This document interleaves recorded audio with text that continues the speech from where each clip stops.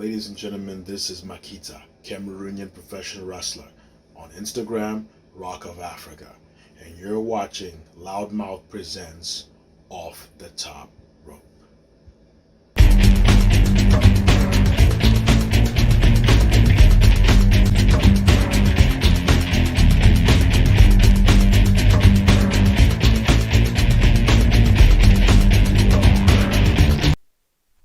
In conjunction with specialized supplements. Ladies, There you go. ladies and gentlemen, boys and girls, children of all Asia. Nah, how did I go and botch that now? I'm nervous because this is something truly special because we've got the first Cameroonian representative that wrestles in America, Makita. Makita, how are you, sir? I'm doing good. I'm doing good. How are you? Yeah, I'm doing great. I'm doing great. How hard was it to adjust to life in America from your life in Cameroon? Man, that's a good question. I can't remember much because it was like I didn't try to adjust. I just had to learn different things like the way of life here because it's a little bit different, Sure. So there were just laws that you had to learn. But I was still in high school then, so everything just worked out easy. I guess if I was older, then it'd have been a little bit harder to Sure. adjust. But being in school was easier to, because you pretty much as a kid you're learning laws anyway. You're learning rules. You're learning what not to do Yeah, and yeah. what to do. So it was a lot easier to just transition. School was the only thing that I think was, let me say that the part that I had to actually work on, Sure. as far as classes, because Okay. in Cameroon we did multiple choice answers. It's not Mhm. like you had what was the word? You didn't have multiple choices. Yeah. But here there were multiple choice answers, so it was easier. But it was you the studying process was different. We put more time in Africa studying. In America, really, you don't really you're really fed everything that you're gonna have in your tests and final exams and stuff like that. So Sure. it was it was I was still learning how to, okay, in class just pay attention and that's what you would get, instead of, Yeah. okay, well, I'll just go home and read the book, and then it's like you don't get most of the questions from the book. Right. Right. Okay. So you're a young child. You're in high school, I assume, when you were there in Yeah. the States. Right. Did you miss um, certain things? Because I know as a young child there's an attachment to people and places and things like that. Yeah. What was the one thing besides your parents that you missed the most? Well, my parents were with me, so I didn't really Okay. have to miss them, Yeah. right? So the one thing I missed was football, Okay. because I thought in my mind coming here, I thought, oh, well, I will just not go to the academy in my country because I come to America and play football. Well, I didn't know much about America, so it's when I got here, I found out that football wasn't big, Yeah. and then they call it soccer here, so they didn't take it seriously. And this was in '99, Yeah. so they never really took it seriously. It was just a joke to them, but I didn't know that. So All when I right. came here, it was a little bit different. I wasn't getting as much of football because all you had to do was you played either in the school, and if you didn't, then that's it. Yeah. And the Yeah. schools weren't that good, so that was what I really missed the most at that time All right. coming in. Now, when you started your wrestling journey, I believe you were in Georgia. Yes. All right. Did well, besides your obviously your mom's cooking, did you find a place in Georgia that made good ndole? No. Is No. it No. is it is No. is the cuisine in Cameroon is very unique. It's very tasty and things like that. American food, Yes. 50-50 on that No. one. Yeah. You you Yeah. you still haven't found a place that makes good ndole. No. We have to be honest, we have some African women here Hmm. that have like restaurants that try, but it's Yeah, yeah, still not the same. yeah. But the excuse is we're not in Africa, so we're not in Cameroon, so it's not gonna Oh, taste the same. Which is true. Which is true to an extent. We have certain foods here that even my mom makes it and it doesn't taste the same. But when yeah, you go back home, you can get that taste again. Even though I haven't been home since I came here. yeah. Only place I've Okay, been to is Nigeria and South Africa. okay. So, okay, here's the question: Yeah. barbecue or ndole? What was the first one? Barbecue, because the Americans Okay. love their barbecue, or ndole? Yeah. Yeah. Which one? I'll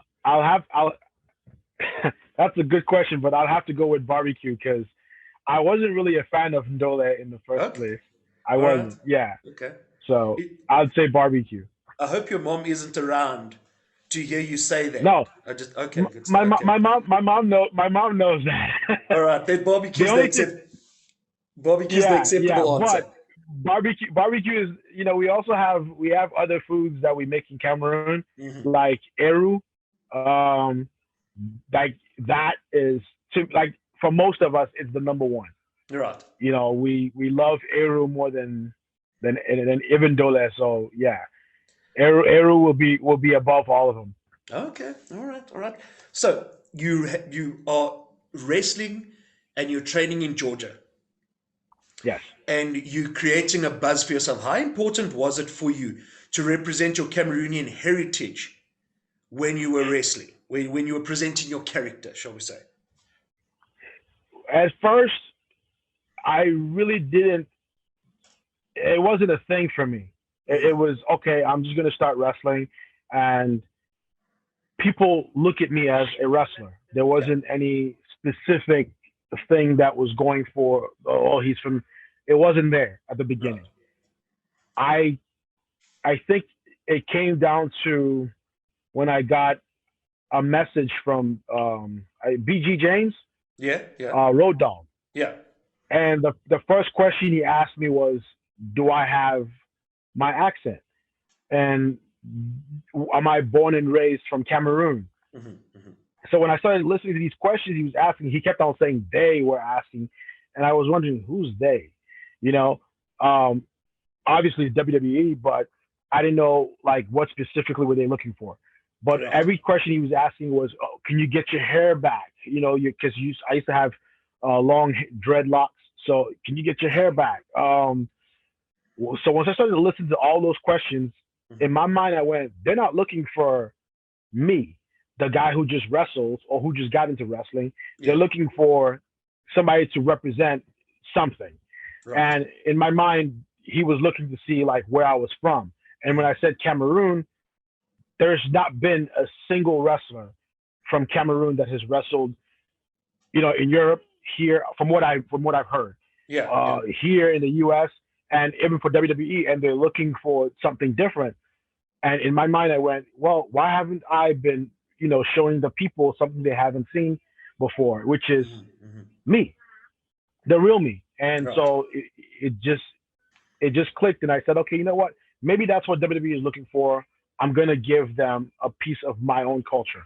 Right. It's kind Okay. of hard sometimes to get Americans to really relate to it because the only thing they see is coming to America, and of course now Black Panther.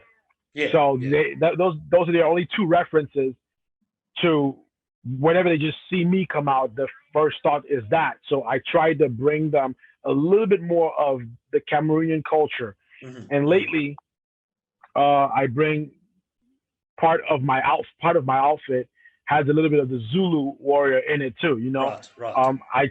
I don't just want to represent just one country. If I wrestled in Nigeria, I take a piece of Nigeria with me. Yeah. If Yeah. I wrestled in South Africa, I take a piece. So it looks like it's authentic. It's not Yeah. just Yeah. me. You know, I've wrestled here, so I'm bringing that to you, to Hmm. America. Hey, Hmm. listen, I know part of that culture. It's part of me. I represent in my book. I represent the whole of Africa, but Right. I'm from Cameroon. Okay. Yeah. Okay. Did you happen to have a try with WWE? No, I haven't. Okay. Not yet. All right. But now in 2019, you attended a show at ROH, at Ring of Yes. Honor. All right. Tell us a Yes. bit about What happened there? Um, that I actually was on 3 shows with Ring of Honor. The first one was a pay-per-view event. I was, just like how WWE has like the pre-show. Yeah, I yeah. was given a pre-show match with Ring of Honor. It was like a test drive to see whether the crowd would be interested if they, think I was good enough to be in the ring with the guys from Ring of Honor. And the next day, I was giving another match. We were in another state. I can't remember if it was Baltimore. I think we were in Baltimore for the pay per view. Right. And the next night we were in Philadelphia. Sorry, yeah, we were in Philadelphia the next night, and uh, I remember Jay Lethal coming up to me saying, "Hey, Makita, I want you to get your gear ready. You're gonna have a fight with the first match." And I was like, Yeah. "Okay," and I that was my second chance. And after that, Joey Mercury contacted me and said he wanted to put me in a tournament for the top prospect. Right. Mind you, everyone that was every participant in the top prospect tournament were part of their dojo. Yes. Yes. I pretty much was the only one that wasn't part of the dojo or the school. Yeah. So yeah, that was actually just it was actually a surprise to me going, whoa, they actually wanted me to be in that tournament. And yeah, that was my third match with them, which was the tournament match. Um, I think I would say that was the would I say that was the biggest match, the bigger match I had? Because I was it was an individual match. Because the first Yes. one was a tag, and the second one was still a singles match, but wasn't enough. What was the word I'm looking for? There wasn't enough coverage or Oh, yeah, eyes yeah. on it. Okay. Okay. Yeah. So the top prospect tournament was there was more focus on each participant. Right. Every fan was glued in to see what each wrestler had to offer, especially Mhm. us not being known. Right. Right. So that was actually a big honor for me. Okay. How did that go? Because, here in South Africa, we don't get a lot of Ring of Honor. Right. So how did that go afterwards? What was the reception, not only to Makita the character, but your in-ring work as well? As far as Ring of Honor, I wasn't. They didn't tell me what. They didn't give me any feedback per Okay. se. I didn't get a Right. feedback from Joey Mercury. He was excited and was happy, but he didn't give me any feedback. I got Right. feedback from Delirious. Uh, he gave me some feedback. I got feedback from the Rock and Roll Express. They actually thought I did a great job as far as the character. The people were a little bit confused on Mm. whether to cheer for me or boo me because they didn't know whether I was a good guy or the bad guy. Uh, Dak Draper, they knew who he was, so they cheered for him at the beginning. But once we started, once the fight started, it was the the crowd started leaning towards me, wanting me to win the fight. Yeah. Even though I came short, they were more now onto my side, but it didn't start off that way Right. because they didn't Now, know what to expect. yeah, yeah, sure, sure. Now, you're not the typical cruiserweight. No, You don't, it's, I don't know if you do any flips. I didn't see any flips. But just right? because I didn't see any flips doesn't mean you don't do any flips. So I understand that your cruiserweight style is a little bit different, to what's happening with other cruiserweights with the dives and the flips and things like that. Do Yeah. you do you think at the moment that the cruiserweights are doing too much to try and get themselves over with the flips and the dives, and everybody's doing a somersault and everybody's doing a super kick and things like that? Do you think it's too much? Yes, I believe that deep down inside. Now I can do those things, but I will never do them Yeah, because not only does it shorten careers, there's a time to do it and a reason to do it. yeah, But it's just done 24/7. Now you have guys like Keith Lee and even Drew McIntyre who end up diving out of the ring, um, and it has no purpose. yeah. I know people will say, "Well, Roman does it," but Roman does it at a specific time. Right. You can see him right now. Do you see him doing it? He doesn't do it. There's a reason for everything and why you do everything. But with the cruiserweights today, it's they got in. and they were huge fans of, in my opinion, huge fans of Shawn Michaels, and wanted to mimic him. Hmm. And it ended up being guys like AJ Styles innovating this whole new style of 150 flips, which he saw in Mexico, Yeah. and now all the guys, in America go, "Oh man, it's so cool." So I want to do that. I want to look cool instead of, you know, working on who you are, the character. Hmm. Who are you? And most guys, most cruiserweights now, you just look at him. Oh, his name is Drake Maverick. What else? Yeah. Yeah. That's it. That's it. I'm not saying Drake Maverick is like that because I don't really see him doing flips, but I'm just giving his name as an example. Like, Right. you want to know more. What's about this guy? When people talk to me, oh Makita, oh where's your name from? You start having questions about things that have nothing to do with me in ring. Yeah. Oh, why do you wear the cape? Where's that from? I see your outfit is African. Are you guys warriors? What is your tribe like? Yeah. Yeah. That's giving the fans a story for something that they can look up to and wanting to like learn about. Not, Right. oh, I'm AJ Styles and we have Daniel Bryan and we both do the same things. Then what? Exactly. Exactly. Then what? Yeah. I get what you're saying. I read a quote from The Undertaker the other day that professional Hmm. wrestlers are storytellers. The Yes. moves that we do in the ring are the illustrations of the story we're going to tell. Right. So now Makita does a lot of kicks. Um, some would say very, very, very. I'm going to add an extra very there. Very hard kicks. You can kick pretty hard. Is Right. that is that a natural talent of yours? Did you do any martial arts to that, or is it just something that just came naturally to you? Well, when I was growing up, when I was younger, there was a guy that lived. He wasn't too far from our house, but he'd come over, and we always had guys where they'll tell stories about them. They know how to fight, and you'd be like, oh my god, this guy is so strong. But we had this one guy. He never mentioned it to anybody. He was just a quiet guy. Yeah. And I think there was like one day I saw him in my yard, and he just did a couple of kicks. And I walked up to him and I went, I want to do what you just did because I Yeah. watched Van Damme on TV, and I'm like trying to be like Van Damme. And in his mind, he was looking at me like, okay, this is a young kid. He's not being serious. Yeah. So he started playing around with me like fake boxing and all that. And all of a sudden, I threw the kick, and he goes, "Oh wait, you really have been practicing on the kick."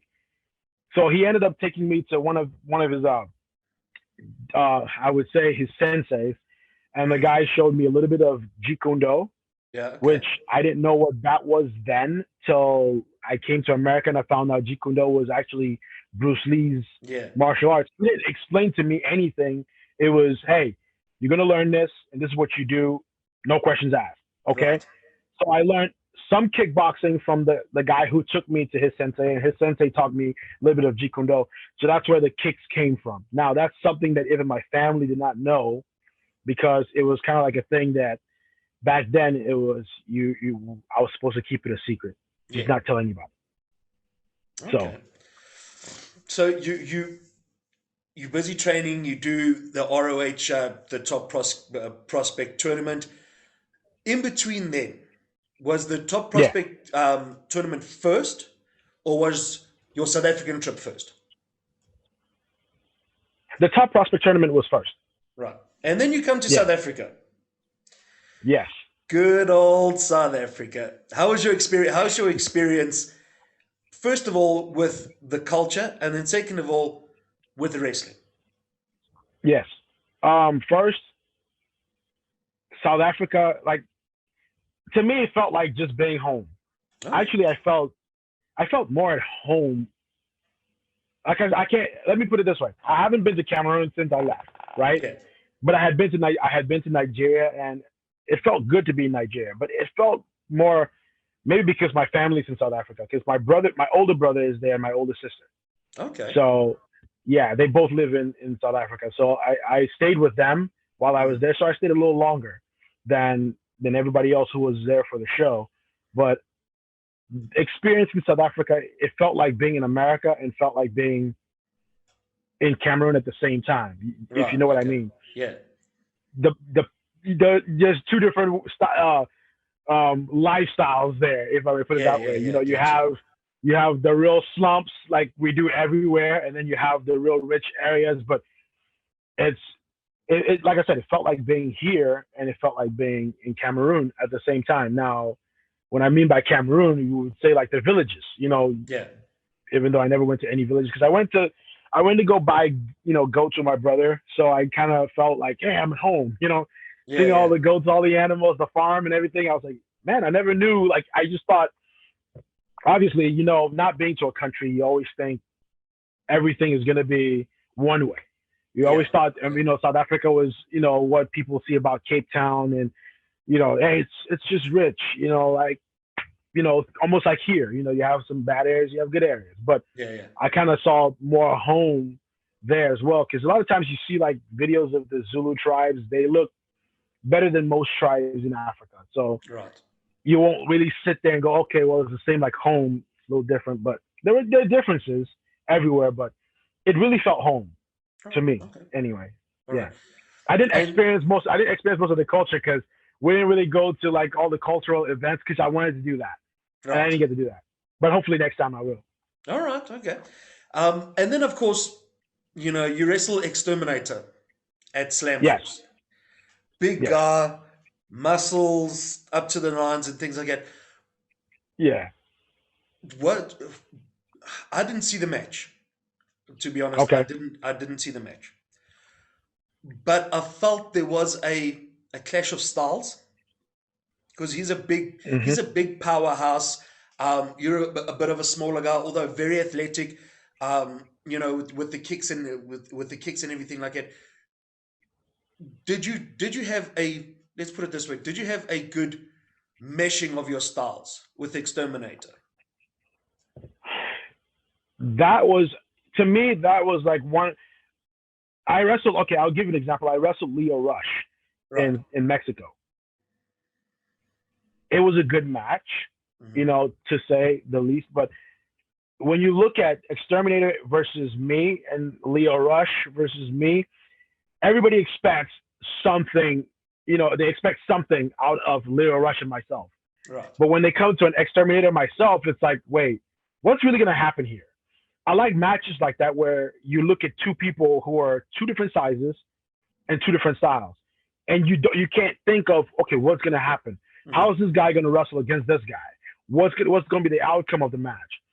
When you put that together, that brings what a good story to tell. When Yeah. you have two guys that are similar, you already expect this, and when you get just that, what else? What surprised you? Nothing, Right. because everything happened the way you expected it to happen. Right. So I felt like that match to me was, it wasn't just the fact that it was my first singles match in the entire continent of Africa, but it meant more Yeah. because we're not similar. Everybody expects him to win. I'm the underdog. You have a good story there to where people now rally behind me, wanting to Mhm. see me victorious. So Right. when it does happen, you get that, and nobody can, him as being as an opponent, he's expecting something out of me, and I'm expecting something out of him. And then when it happens, we may do something different than what we expect from each other. But as far as the fans, they're confused. They don't know. All they see is a big guy.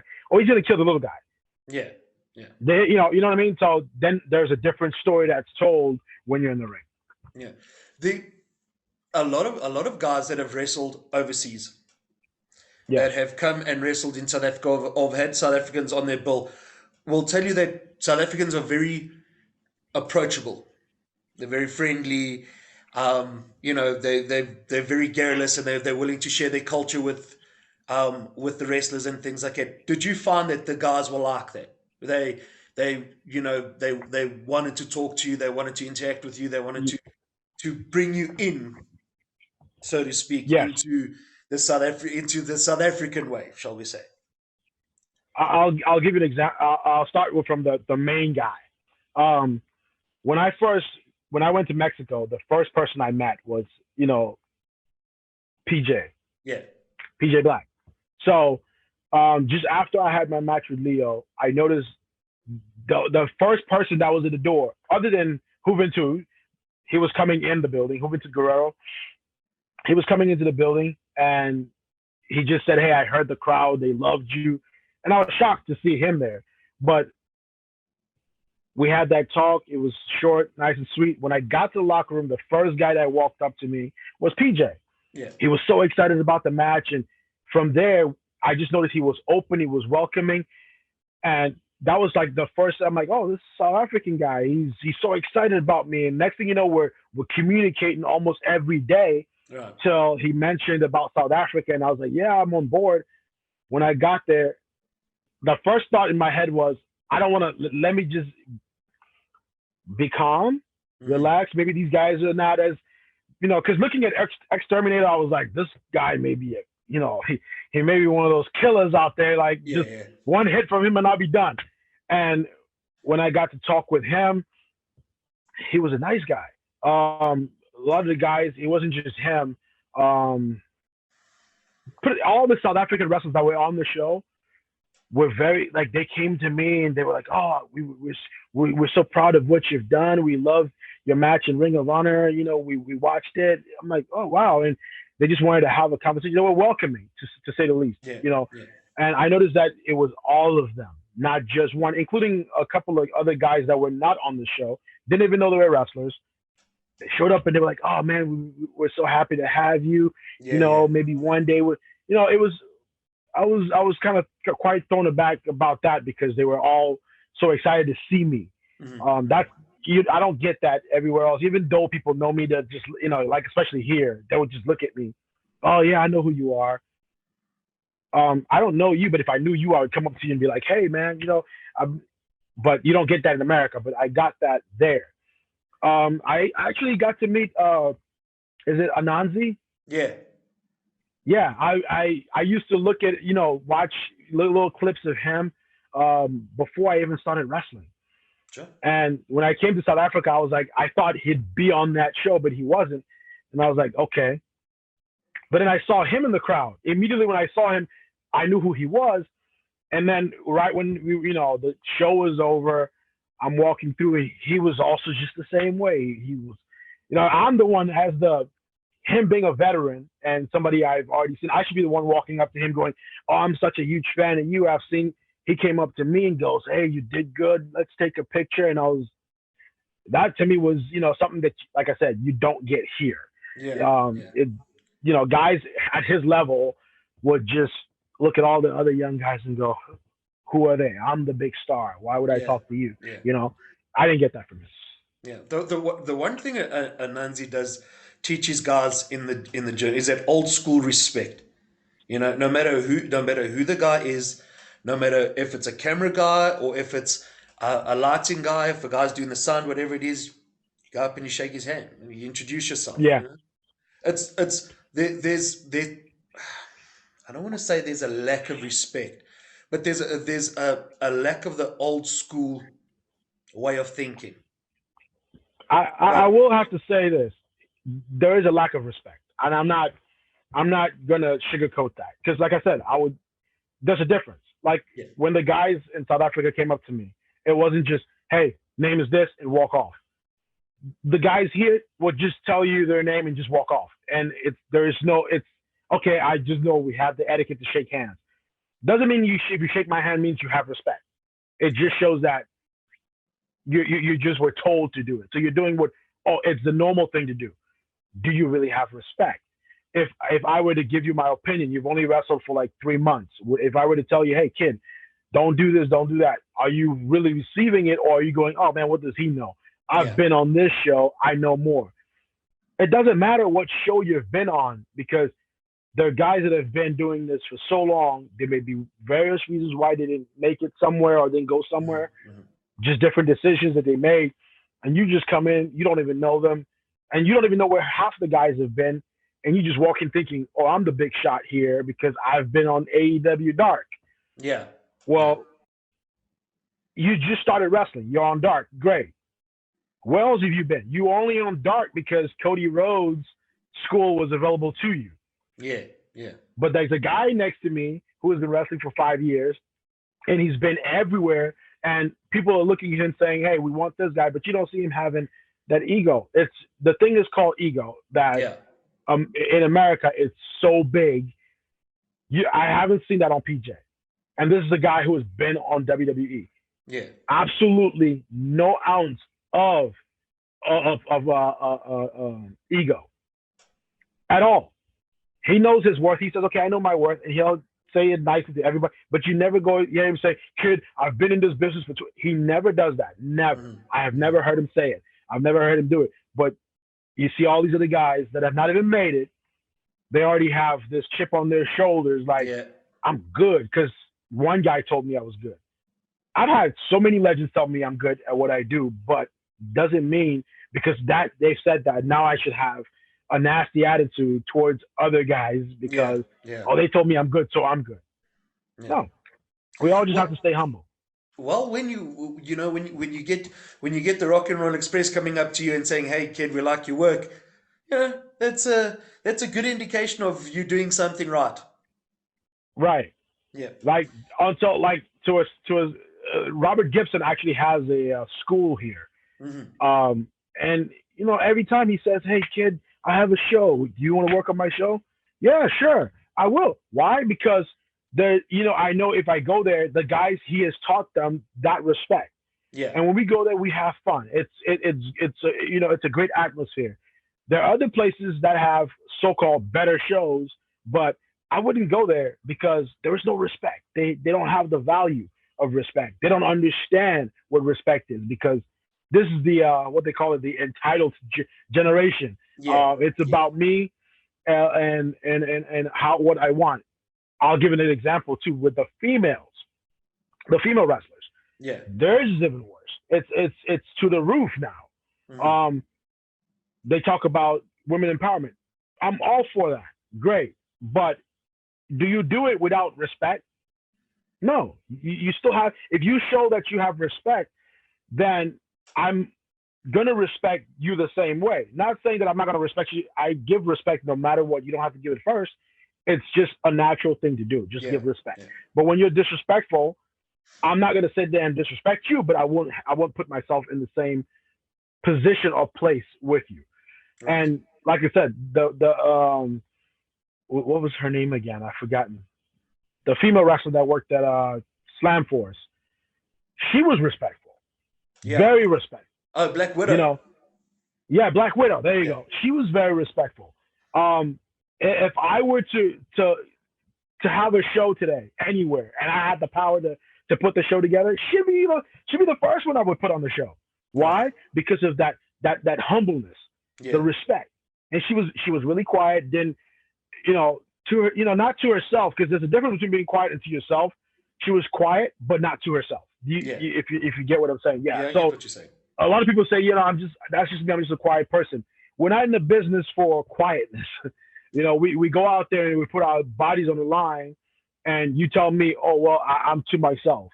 Why should I trust you anywhere? Yeah.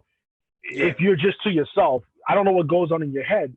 So there's just little things that people need to understand as personalities.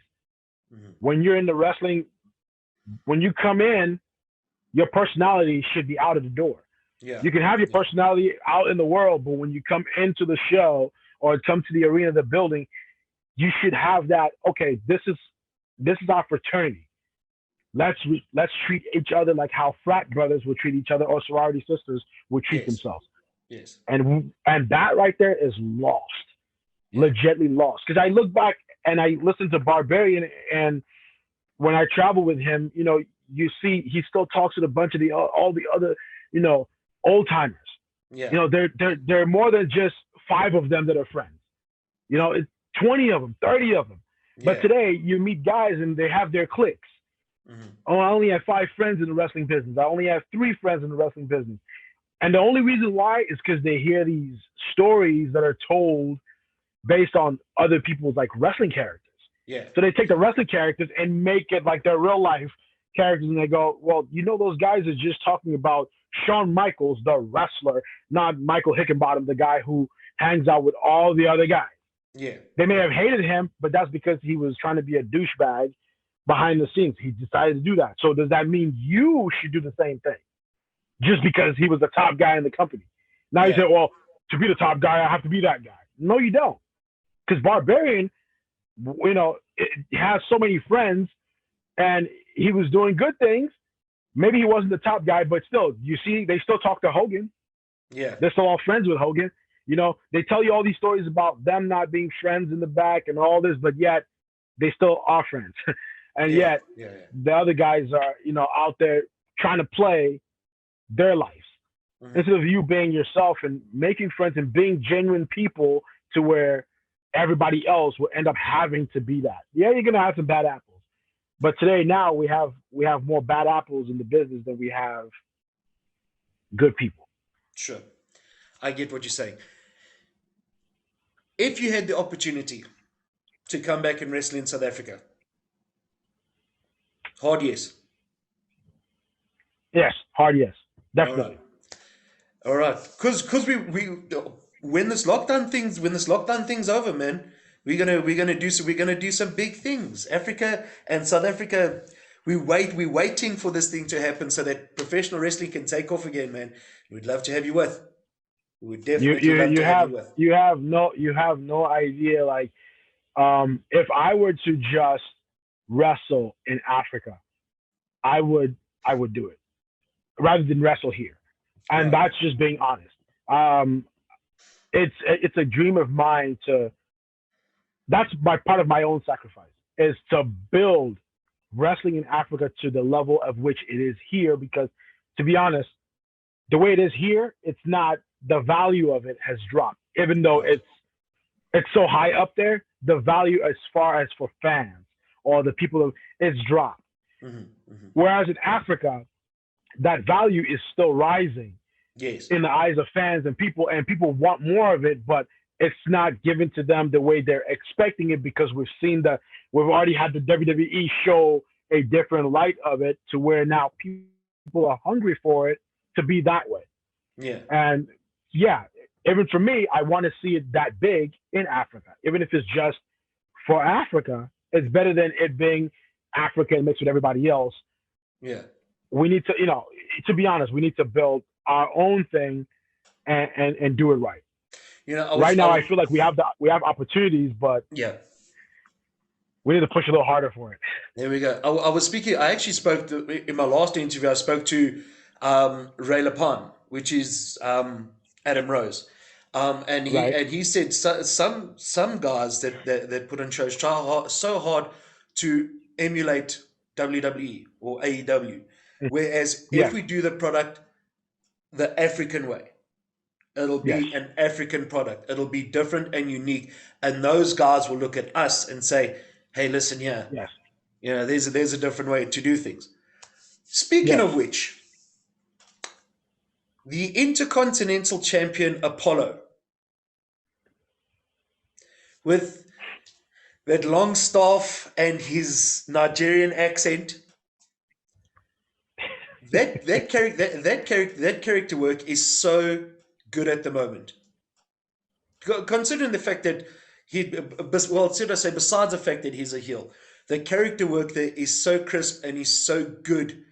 With the accent and the way he's portraying himself and the way he's walking and things like that. It's definitely a change from the old Apollo crews. Now, Yes. if you had the opportunity and they came up to you and the E came up to you tomorrow and said, Makita, we're going to have you there, but we want you to do your gimmick. Be from Cameroon. Hmm. What is the one character trait that you would like to portray to them to say, hey, this is my heritage? Okay. The first of all, it would be the music. That's Right. one, which Apollo does not have. Um, because like I know him personally. I've known him for a long time before he even got in. Yeah. I always thought he should do, he should portray his Nigerian heritage, but he never did. And eventually, when I saw him doing it, I was like, I already said this was gonna happen because Yeah. eventually they're going to want to do something that's different. I like it, but there are certain parts to it that I'm not so big on it because I felt like Omas should have been with him instead of AJ Styles Right. Right. because they're 100. He's a 100% Nigerian. Now I'm not mad at the fact that the formerly known Babatunde is with him, but Yes. he's part Polish, and I think he clings more to his Polish heritage than Nigerian. So in a sense, it was like I think they should switch them. You know, Yeah. him and Omos, and it would be a lot better. But I don't know what WWE's plans are. That's not my call. That's theirs. But the music will be the first thing. Will be like my dad's tribe, the Bakwere tribe in Cameroon. Yeah. It's we have a lot of cultural things that I have you don't see in wrestling. Hmm. Now, people will say, why don't you do some of them now? Well, it does kind of cost money to put all that together. Yeah. When No you're working for kidding. WWE, it's a lot different. It's a lot different. Like we have these elephant dances, right? And we have these tribal guys who come out with this whole elephant, we call it juju, so to Yeah. speak, right? They wear the whole thing and they play the drums. Like that's something that I would come out in, which nobody has ever really done it in wrestling, period. Yeah. The music being traditional, like not somebody going out and putting music together, like legit Cameroonian, Bakurian, tribal music playing as my theme song. You know, like I right now I'm with one of my countrymen, one of my tribal men as well. He does Bakurian music by Yeah. Tata King. His name is Tata Kinge, and me and him have been working on trying to get something together for when that moment or that time comes. Then we would use the music, to show the rest of the world that this Yeah. Yeah. is Makita. But I can't come out and just start doing it now because then eventually what happens when you start teaching people everything now, it'll get stale, and there's really nothing when you come on TV. What's next? Yeah. What else are you going to give them? You've already given everybody in the independent scene what you were supposed to bring on national television or worldwide TV, which Yeah. is why I'm saving it for that time and that opportunity to go, okay, hey, let me bring my full culture out, you know, speaking my tribal language from time to time here and there, just like how the Mexican wrestlers speaking in Spanish, Yeah. just bring something that nobody's really doing at all. I expected Apollo to, learn one or two either Igbo words or Yoruba, whichever one, Yeah. he's from. So I never really asked him that. But then, say something in your language that gives the people like, hey, wait, what is that? What does that mean? They want to learn about it. They want to know about it. I'm sure WWE will be all for that. They wouldn't say, hey, don't do it, because Yeah. that's something that's going to be different. But, with him not doing it, it still gives me that room, regardless of even if he does it, because I'm from Cameroon. I'll be the first and the only one from Cameroon that's born and raised and Mhm. uh, knows every single thing about my country, so to speak, Right. and putting it out there. I think it will not only just be good for Cameroon, but it'll be good for wrestling in Cameroon as well. Because we do. I found out that we do have some wrestlers. Yeah. Um, I thought they were just guys from Congo, from Nigeria, South Africa that would come to Cameroon and wrestle for Makia. But then I found out that there were a lot more guys in Cameroon, like Makia's son and a bunch of other guys that actually wrestle. So it'll be a way to give them that boost and that exposure as well, because people now will start having eyes there saying, hey, they wrestlers in Cameroon. Yeah, there are other wrestlers. Yeah. They just started. So I'm kind of like, that's why I was kind of given that name, the Rock of Africa, where it's like I'm the gateway to Africa. So Yeah. WWE, Yeah. if you're watching, hey, the gateway to Africa is right here. There we go. So that was the thing. Right. Now, Makita, anyone, any wrestling promotion, anywhere of the world, any era, who Hmm. is your dream opponent? Hmm. That's anytime, any era. Like we can go all the way. Hey, listen here. If you want to go back to Jim Landis and George Hackenschmidt from 1906, when they introduced the National Wrestling Alliance Heavyweight Championship Yeah. of the world, be my guest. Okay. Now, but that you're not asking me my favorite wrestler of all time, right? I'm You're just ask, asking me who I would want to. I'm asking you your dream match, any wrestler, any era, any promotion, 30 minutes, main event, Broadway, WrestleMania. Who is it? Okay. If I were to wrestle at WrestleMania, main event, it will be The Rock. Period. All right. All right. Yeah, The Rock. Definitely. 30, I'm going to tell you why. I could have said Steve Austin, okay. right? But I feel like there's a difference between the two of those guys. Right. Austin, it'll be like wrestling John Cena, where the whole crowd just cheers for Cena, saying Cena sucks, boo, yeah, and boo, only for Cena. So then it's like, it wouldn't be me. But the way The Rock does this thing, The Rock does, where he will put you in that position where people's eyes would be on you, and you have to prove yourself if you're worth being there or not. Right. But then he elevates you again on top of that to another level. And he just has that aura where you have that stare down. Mm-hmm. You feel like you're there.